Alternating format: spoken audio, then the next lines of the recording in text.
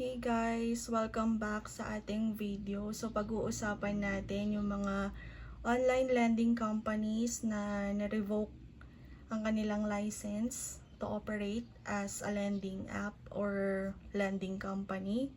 So kamakailan ang Securities and Exchange Commission ay naglabas ng press release regarding sa kanila.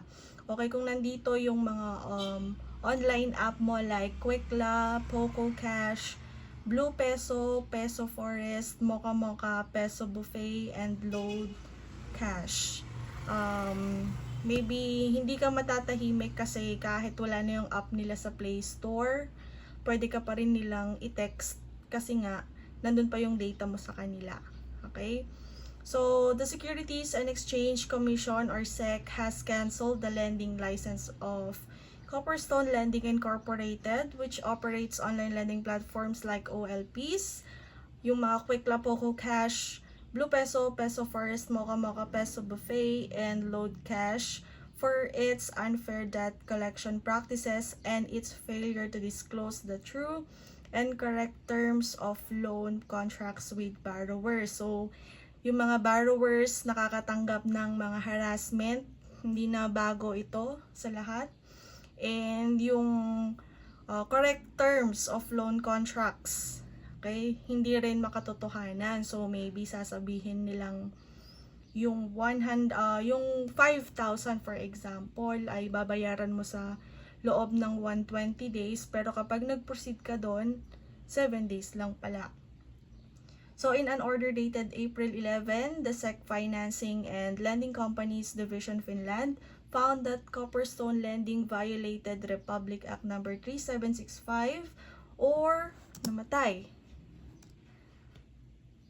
or the Truth in Lending Act or TILA, as well as SEC Memorandum Circular No. 18 Series of 2019.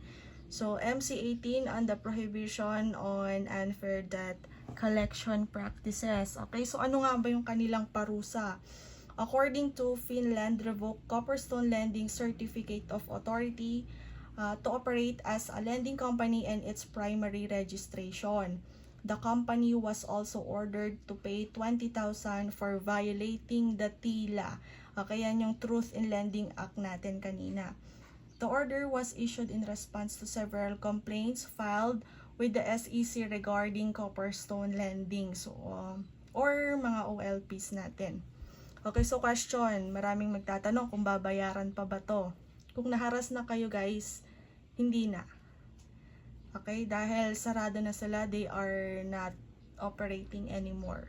Okay, so wala na silang license to operate. Okay, so yan lamang po. Maybe huli na ako sa ano na to, sa news na to, pero sa mga bagong pasok, mas mauunawaan ng mga bagong pasok ito.